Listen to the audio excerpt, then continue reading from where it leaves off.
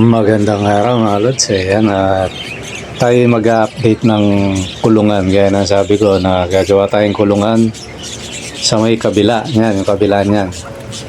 Tapos, i-correct natin yung yung naman, hindi naman malalim na pagkakamali mga lods. Medyo na lang ako doon. Dahil sa tagal na na yon, ni-research ko. Hindi ko na matanda eksakto ngayon. Buti napansin nung kalods natin. Yun nga yung sinasabi kong taga yung malapit sa baryo namin Yung kaya ngayon, natin yon. Iko-correct natin. Hinagilap ko pa mga lods talagang para lang maitama yon kasi hindi maganda yung may maiwang ganon. Baka mamaya mataglay nyo yun kakalat yung pagkakamali. Iaayos natin yon kasi dahil sa tagal niya hindi ko na siya matandaan kung paano ngayon. Ayun, hinanap ko. Ayun, nawa naman ng Diyos, nakita ko. Ayan, i-correct natin ngayon yung hindi naman sobrang lalim na pagkakamali mga lods. Okay mga lods, muna? Isa muna ang intro. Let it, bang, bang. Ayun mga lods, balik tayo doon sa natin. Siguro iuna ko na yon. I-correct natin agad kasi baka mamaya may makapanood nun. Yon, magkakaroon tayo ng hindi maganda talaga Hindi naman malalim, kumbaga lang. Yun yung nag-ugat yung patungkol doon sa doon sa tinatanong nung kalods natin kung siya, kung FPG, kasi sabi ko dilute yan. Although naman yun yung premise ko dun na kay FPG o dilute, lang yun, okay lang na tawagin yun kasi gano'n naman talaga yun yan, uulitin ko ulit halimbawa pero hindi naman ito yung topic. Halimbawa rainbow, hindi pa siya pumapantay doon sa pamantayan ng rainbow, may bahid pa brown so kung i-consider yung iba yon, although nung mga magagaling talaga na FPG, full body graving, yan kino-consider na nila yon, hindi na nila tinatanggap na so parang ganun yun, pero hindi rainbow yung ulitin ko kasi ganun nag-ugat yun so yun, doon nag-ugat yun na yung yung tinatanong nung bumili kasi sa akin yun yung kalods na taga Angono, si John si Mark Joban, yan. Kung siya, kasi sabi ko yan, anak ng dilute yan. Ngayon siyempre siguro may napapanood na rin siyang yung full body graving sabi ko dilute yan, although kay graving, kay FPG kasi maraming klaseng graving totally ang pamagat nun, di ba wala namang problema yun, pwede mong tawagin dilute, pwede mong tawagin full body graving. Although dilute yun kasi sabi ko nga doon, ang dilute yung nalusaw na, tapos doon pumasok yung yung sinasabi ko na kung gusto nyo luminis, di ba ayun, gamitin nyo yung full body graving. Yan, dito tayo magko-correct mga lods.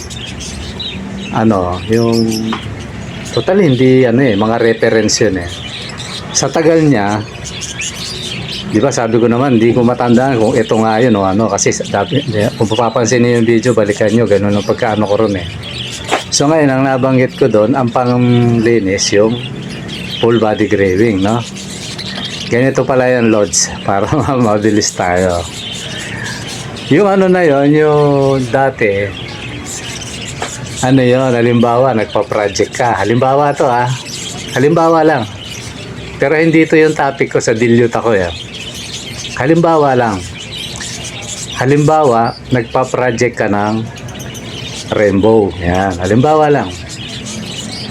Ngayon may bahid, ito na yung eksakto, may bahid pa, hindi na kino-consider na yan rainbow. Kasi nga, lalo na yung mga lumalaban sa competition, yun, kailangan malinis talaga, So ngayon ito yon. Kung gusto mong luminis, ito na yon. Iparis mo sa Clearwing. Yan. Yun. Nakita ko na yung reference eh. Iparis mo sa Clearwing. Sabi niya, malilinis yung ano. Pag yan pinagbangga mo, malilinis niya. Bubura. Di ba may bahid pa? Parisan mo ng ano. Kasi sa mga anak-anak yan eh, lumalabas kasi minsan. Bawa, nakapagpalabas ka, may bahid pa, no? Kumbaga, gatuldok na lang. Kaya lang, siyempre, reject pa sa mga...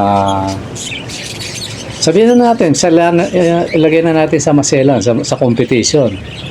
Gatuldok lang, reject na yon. Hindi napapasa yun. So, kung gusto mo luminis ngayon yan, ayun, iyan mo. Ibangga mo sa Clearwing. Yun. Ibig sabihin, yung Clearwing na ano, kung sa Rainbow ka nagpa-project, o ibangga mo sa Clearwing na Rainbow. Kung sa Rainbow kasi depende naman yung pa-projectin mo. Ginawa ko lang halimbawa itong Rainbow. Kasi ano sa kasaysayan ng pagbablog ko, ito yung pinakamaselan na ano, na mutation. Ang Rainbow, mga lods. Kasi yung pina-project natin ngayon, yung pula mata, tawag nito, follow. Minsan lang kagaya na nakapagpalabas na ako, di ba, no? Kino-consider ng iba yung follow. Pero kung tutuusin mo, hindi mo pa mako-consider na follow talaga yon, mga lods. Yung iba nga, ang tawag pa rin doon, lace wing. Yun, may napanood akong gano'n, no? May mga libro sila. May mga napanood akong gano'n. Hindi nila kino-consider na ano kagad yun, follow. Ang kino-consider nilang follow, back to back na yung magulang. Follow yung nanay, follow yung tatay, ayun, magkakapalong-palo na yung mga lods, diba, no? Yun, ganon. Kaya, ayan, mga lods, yung mga, yan, lalo na kayo, yung mga nanonood. Pasensya na kayo kasi nalito ako ron. So, yun yung nung binalikan ko, sabi ko, ito yun. Namali ako ng ang sumasaksak sa isip ko na nakalagay doon pampaklear yung gusto mo luminis. So pala, yung may bahid na yon, kung Rainbow yung usapan, ibangga mo sa Clearwing na Rainbow. Sabihin nyo, malinis na. Yun, nilinisin niya yun. Makiklear siya. Yun yan, mga lods. Pasensya na kayo, At muli, salamat kay totally, kabayan ko to Kapampangan din to Kaya yan lang ang mga lods, hindi sa pagbubuhat ng bangko, yan ang katangian ng Kapampangan minsan. Ito, lang. Kumbaga, respect kay Lods, kasi to, veterano mag-ibon to, siya, nakita ko yung niya, kaya nagtataka ako, sabi ko, niisip-isip ko yung tinik niya, sabi ko, tama naman lahat ng sinasabi, sabi ko, saan yung ako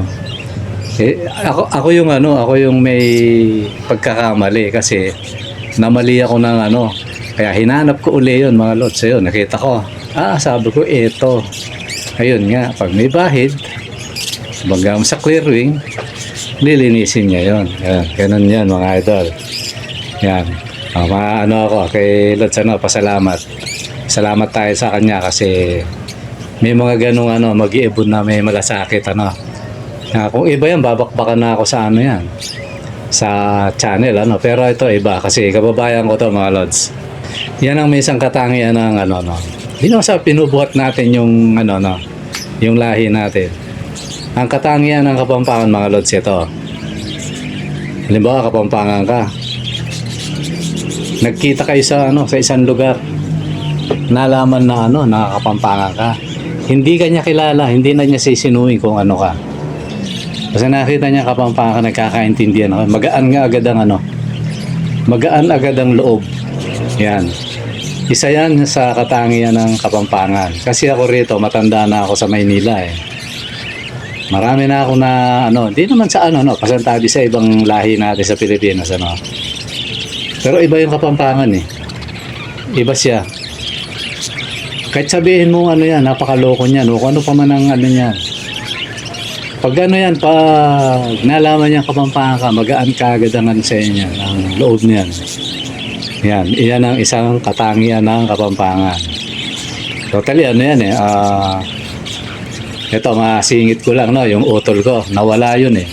May mo, namatay yung kapatid ko no, nawala. Tapos, napunta sa ano, sa paliparan, sa may Paranaque yata yan. O Bikutan, basta sa paliparan. Bro mo sa layo nun eh, si utol kasi naksidente yun, kaya parang medyo hindi na eksakto yung wisyo niya, no. Nawala siya ngayon, kaya medyo nasisi ko pa yung mga kapatid ko, no. Sabi ko, kasi hindi yun na sinama si kuya. Nawala, bro mo na, naglilibing kami ng kapatid namin, tapos may nawawala isang kapatid mo pa, yung kuya namin. Kaya ang sama ng pakiramdam namin. Tapos ano yun mga lods, di ko alam kung 2 buwan ba na nawala siya nun. Ay iniisip namin nun, wala na siya eh. Pero alam niyo kung anong kaswertihan, napakalayo ng nilakad niya na tsambahan niya Kapampangan. Kapampangan, nagtitinda ng ano, parang turo-turo. O yun, inampun siya.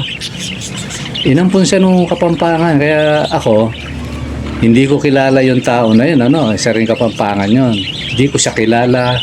Hindi ko alam ang mukha. Basta kinikwento lang ni Kuya Ray. Sabi niya Kapampangan, kaya nilingap niya ako. Ngayon, siguro, nung bumabalik na yung wisyo nung kuya ko, naramdaman nung Kapampangan na gusto na umuwi, tinanong siya.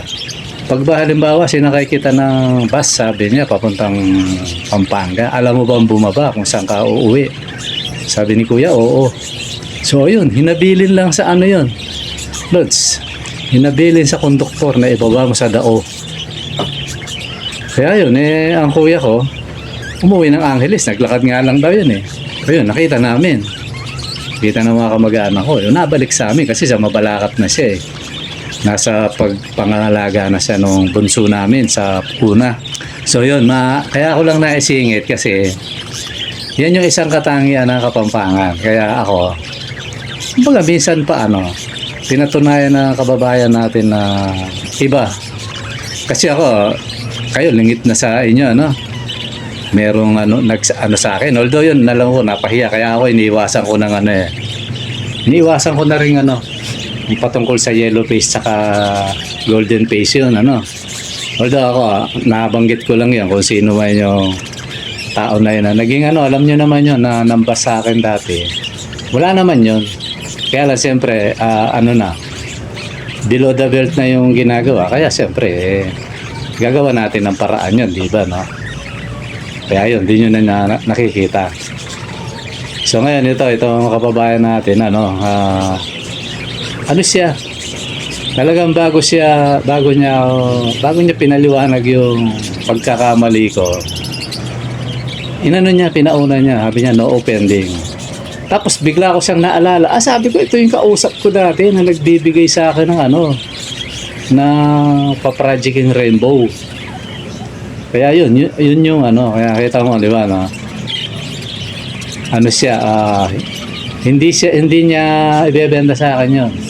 Basta ko yun, pag nagkaroon ako ng pagkakataong maganda, magkita kami nito. Di ko alam kung pag uwi ko dyan sa Pampanga na o andito pa ako, Ayun, bibigyan daw ako ng materyales.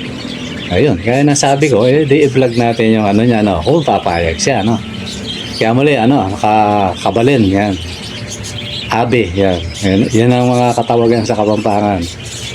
Salamat sa iyo kasi kung hindi mo pinuna, hindi ko mapapansin yung doon, mali ko kasi kahit ako mismo sa isip ko, ganun yung ganun yung tema ng na research ko. Kaya hinanap ko. Ayun. Mali ako ron, kumbaga nagkamali ako ng kaya mga lods, pasensya na kayo Kasi naman yan ako, pag nakita kong gano'n, conscious ako nahanap ko yung niyan. Mali ba ako ron? Gano'n, hahanapin ko yan. So pag nakita kong mali ako, napakadaling umamin sa akin mga lods. Kasi, walang puwang sa akin yung ipagmatigasan yung mali. Tandaan nyo yan Walang puwang sa akin yun. Mas maganda, pag nakita mo talagang mali, umamin tayo. Doon tayo matututo. Sabi nga ng kasabihan ng lolo ko, yung lolo Eli ko, ano? Yan, kilala ni Brad Julius yan, yung lolo Eli. Ano yun? Sabi niya, pag hindi ka natutong tumanggap ng pagkakamali, hanggang dyan ka na lang. Hindi ka na matututo. Kasi pantas ka na sa sarili mo, di ba? No? Eh ako, may lolo akong gano'n. Kaya tinatandaan ko yun. Pag mali, aminin. Yan, para matuwid. Pag natuwid ka, matututo ka pa. Tataas pa yung antas ng karunungan. Kung ang usapan, pag-iibon, mga lods, ano? Depende lang yan sa pinag-aaralan natin. Eh, lalo na ako, nagpa-vlog ako. Ayokong kumalat yung mali, ano? Halimbawa, yan, kagaya nung ano rin. Nawala na tayo tuloy sa ano. Pero okay lang. Yung sa in-upgrade kong kulungan. Yung ano, yung sabi niya sa akin, Lord, sa'yo ko lang naringgan yung ano, Japanese Rainbow, sabi niya. O yun, may nakikita ko mga reference nun. Nung nakita ko yung mga reference, nagre-research ako, naghanap naman ako ng mga video. Meron talaga. Meron. Iba yung rainbow niya. Ang kategorya ng ano, kategorya ng Japanese Rainbow, iba yung itsura niya sa rainbow talaga. Yung talagang rainbow, ano, na pinaproject ngayon. Tapos iba rin ang itsura niya sa Rainbow Spangle. Yan. So ako, sa ngayon mga lods, ang alam kong rainbow, tatlo. Yung rainbow talaga na talagang sure na maganda talaga yung quality. Talagang pinroject talaga. At saka yung rainbow na produkto ng Spangle. Tapos yung rainbow na ano, na Japanese. Yung Japanese rainbow, ano, hindi masyadong ano, parang hindi siya ganun kalinis kumpara mo sa ano. Kumpara mo sa talagang rainbow na nilalaban sa competition, mga lods. So yun, iwan na natin yun na at least na ano natin yun, kasi ako parang ilang araw ko rin mga lods. Nagpupuyat talaga ako, hinahanap ko. Ayun, buti nakita ko. Kaya yun, alis na tayo ron. Salamat at nakita natin. So yun, mga lods, nag-upgrade tayo ng ng kulungan. Kasi minsan halo-halo yung paprojectin ko dapat at saka yung pinapagulang ko nadadali. So ngayon, ihiwalay ko na. Ihiwalay na natin yung decolor sa puti, mga lods. Kasi para hindi nadadagit yung Kasi ako, ano tayo ngayon? Ang operation natin ngayon, operation recessive at saka follow. Yan yung naman natin. Ako naman, mga lods, mababaw lang tayo na mag-iibon. Halimbawa, nag-project tayo ng rainbow, yan, basta nakuha ko na yun, okay na ako ron. Ang totoo niyan, yung mga materials kong pang rainbow, talagang malinis na dapat, pang i-clear ko na lang, na-i-out ko Ang mga kumukuha rito, sabi niya, Lods, rainbow to Sabi ko, pero hindi pa tinatanggap yan pag sa competition. Sagot nga nung kalods tayo hindi naman hindi naman tayo nagbabalak maki-competition Basta ganito lang, masaya na tayo. Yun. Ako, ganun din naman, mga lods. Ayun, para sa tingin ko, okay na ako ron. Kaya yun, naikalat na natin. Ngayon, meron na naman uli. Sana, pag napunta tayo doon sa kaibigan natin na yun, bibigyan daw akong materyales. Ayun, maganda, ngayon pa lang, nagpapasalamat na tayo ron. Ganun lang akong mag-project, mga lods. Minsan, di ba, yung, dominant pied, mga dominant, tapos dominant pied. Tapos recessive, di ba, Tapos dilaw, puti, yan, mga pula mata. Ganun lang ako pag nakakuha ko na yung okay na yung, siguro, ewan ko lang pag malaki na yung ko. Pag malaki na yung lugar ko siguro, baka doon na ako mag-umpisang alam mo talaga na magpa-project ka, Kasi ito, libangan ko lang to, mga lods, pang Sabi nga kausap natin, yung kababayan ko ako pantanggal stress lang, sabi niya, sa trabaho, yun. Ako rin naman.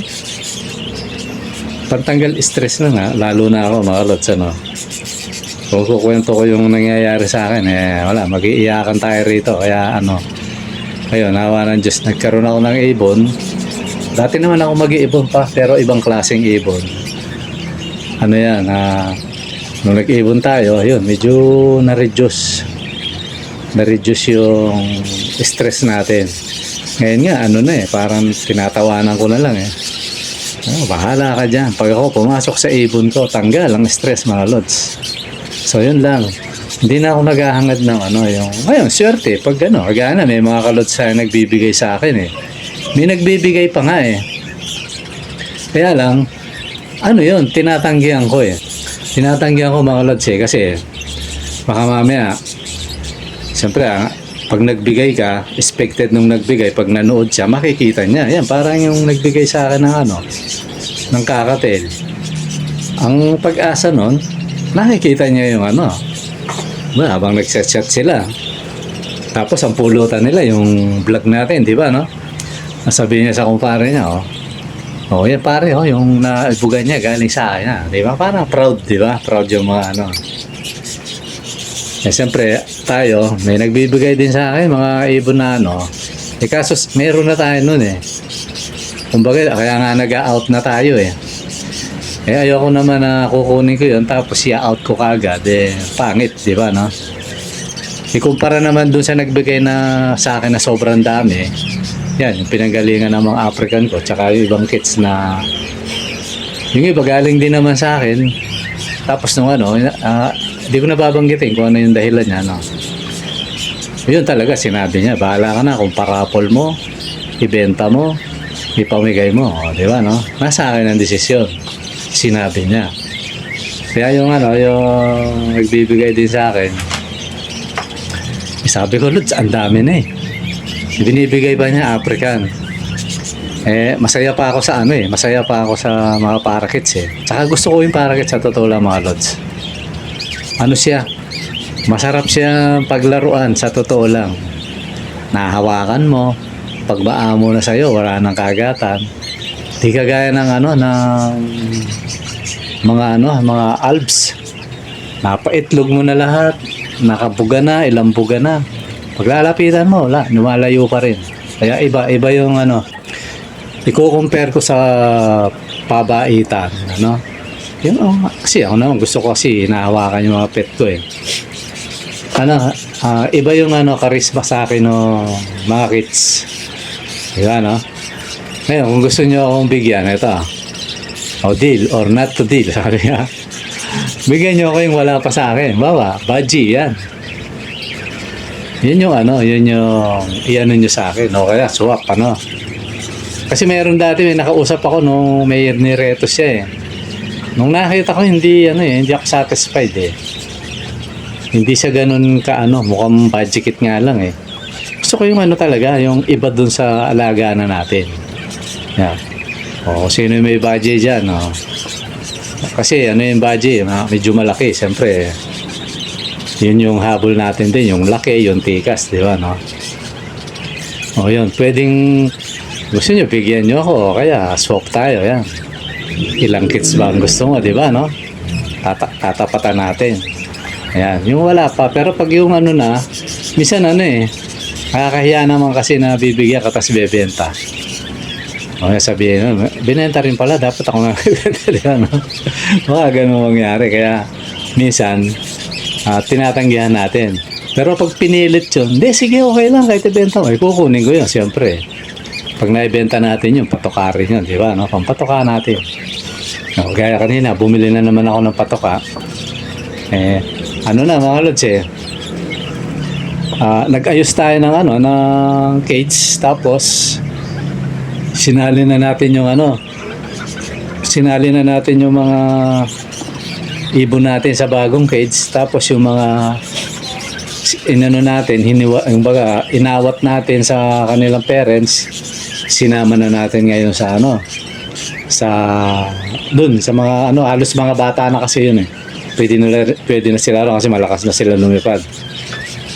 Tapos yung nasa baba, nakikita ko, tinesting ko yung isa nga kanina, akala ko makakawala, mga lods, ang ganda pa naman, puting puti, walang kabahid-bahid talaga kahit konti. As in solid na puti, sabi nga ng apo ko. Tay, sabi niya, ang ganda nito. Purong puti, sabi niya. Tapos pula yung legs, di ba, no?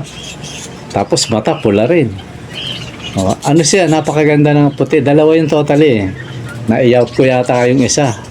Yun yung may lahing ano, nagbubuga ng ano, possible palo, mga lods. Kaya ngayon, ano, pag naano to, siguro ano kasi may lahi silang ano, may lahi sila na palo. Yung magagandang may tikas talaga, iaano natin para mapabilis yung ano, yung breed natin na palo, maparami natin kaagad. So, pag nagpaparapol tayo, ha, ang lupit ng ano, parapol, palo, Lotino, ha? Recessive. Di ba, no? Napag-iiwanan na yung opaline tsaka Spangle, mga lods. So, ganun lang yung layo natin, mga lods. Para ikot-ikot lang yung alaga natin. Although, ano siya, tumataas ang mutation. Paiba-iba na ang mutation, di ba, no? So, kayo rin, nakatsabihin yung nakakuha na kayo sa akin, ano pa rin, pwede pa rin kayo sumali sa raffle o pwede pa rin kayong kumuha sa akin kasi nga, ibang mutation ang makikita nyo na, di ba? Although, yung iba, nakapagpalabas na sila ng ano. Ewan ko, kung sino na yung nakapagpalabas sa kanila. Kung may palo, alam ko, pula mata pa lang eh. Ay, meron na yata, parang meron na akong ano, na kalods na ano, na nakapagpalabas na ng mga ganon. Sa akin, ngayon pa lang. Although, ano natin yan, paprojectin natin maigi. Kumbaga, di baling mapuno ng ano, mapuno yung aviary natin ng ano, palo. Diba? Puro pula mata. Maganda yun, mga lods. Tapos yun, inano natin, nilipat natin yung mga ibon na malaki yung ano. Bagamat hindi naman kagandahan kasi yung ano yun, yung cage na yun, yung screen na yun, ano yun, parang bigay lang. Bigay lang nung ginawan ko ng cage. Kung matatandaan nyo, yung kabrad ko na bumili ng ibon sa akin, daming nabili nun eh. Tapos, ano, nagpagawa ng cage.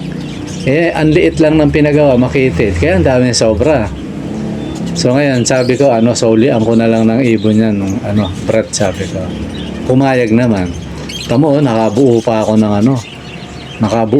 ng isang cage pa. Tapos bala ko nga rin, ano, para nakikita sila. Bala kong palitan ng ano na, yung harap. Siguro, katingin ko yon yung buong ganon. Tapos palitan ko ng ano, yun nga, yung malalaki butas. Di naman sila nakakawala eh. Kung alam ko lang na pwede sila ron, ano eh. Dapat gano'n na binili ko eh. Dati kasi ang alalahanin ko yung mga bubuit. Pero hindi na treat ang bubuit eh. Takot sila sa manok, mga lods, yung mga bubuit. Na-reduce sila. Di sila makapenetrate. Natatakot sila sa manok. Ano yung manok eh, pag nakakita ng gano'n, ano, nag-iingay. Kaya na-reduce tapos nakaano. Pagkamat may pamisa-misa, may nakikita akong nakakapasok pero hindi na ano, hindi na gano'n katindi. Hindi kagaya dati talagang ano. Parang walang ano eh, parang walang nakikita ang tao. Sige lang ang ano. Pero ngayon ano, napakabihira. Halos wala nga, sa loob na isang linggo, halos wala akong nakikita. Kaya siguro, palitan ko ng ano yon. I-upgrade ko rin yung isang kulungan, yung pinanggalingan ng ibon natin. Yung malaking cage na yan. Kakatingin ko. Tapos, ano, ang isasalpak natin yung malaking butas. Para pag nag-video tayo, kitang-kita, kumbaga. Kitang-kita sila. Kasi minsan ano yan eh, hirap yung camera eh. Kaya yan yung ano natin mga idol na nag-upgrade tayo, although naman, maganda naman yung ano para sa akin maganda na yan. Maluwag yung galawan ng mga ibon. Ano yun sana, itatakbo sana ako, bibili ako ng ano para mabilis. Yung spray can na lacquer. Isprayin ko sana yung dingding kasi kulay brown yan eh. Pinintahan ko dati kulay brown. Kaso, dikit siya masyado. Alam mo na yung mga kids, yan eh. Tutong kabin nila yan eh. Kinakain yan eh. At least yan, latex. hindi masyadong nakakamatay sa kanila eh. Yung locker, delikado na yan. Sabi ko, okay na yan. Hindi ko na hindi ko na in-interest na spray. Para sana umano eh. Sprayan ko sana yan eh, kulay green or blue. Para lumabas yung kulay nung natin. O kaya puti Kaya lang baka disgrasya pa yung mga alaga natin kasi kukut-kutin nila yan eh. Yan lang, baka kut-kutin nila yan. Mga isang araw yan, nakalabas na uli yung yero eh. May sinok na ako mga lods. So yan lang mga idol, yung natin pag-upgrade natin, no? Tapos yung mga manok ko, hindi ko lang kung sa ko ilalagay kasi lumalaki na sila, wala na silang kalagyan. Yung itlog kung saan silang lumalapag eh. Yung iba kinakain na ng parakeets pag nakita, sige kinakain. Kaya hahanapan ko ng pwesto yung mga manok natin para o baka paghiwalayin ko siguro. Kaya pangit eh baka magkaroon ng yung kuto ng manok, di ba? Pumunta sa yun ang inaalala ko, kaya minsan nag-i-spray ako eh. Pantanggal ng kuto yung yung bang tawag na, yung kulay blue na ini-spray natin. Para para maiwasan yung mga parasite yan, mga kuto-kuto na yan sa sa ibon na natin mga lods. Hahanapan ko ng pwesto yan, yung mga manok natin. Kung pwede sila dun sa labas, baka ilabas ko yan. Ang problema naman, pag nasa labas, baka pusa naman ang baka anuhin naman ang pusa. May mga pusa, walang walang pinipili ito eh. Lalo na yung mga manok ko, hindi pa masyadong ganun lumalaki. Nasa 3 months pa lang yata ito yung mga manok na ito eh. Ayun lang siguro mga lods, at muli maraming salamat at abangan nyo yung medyo inaayos-ayos natin ng konti yung although medyo sumikip ng konti pero okay lang, at least lumuwag naman yung pwesto ng mga alaga natin mga lods. Okay, muli mga lods, maraming salamat sa panonood. Bye bye.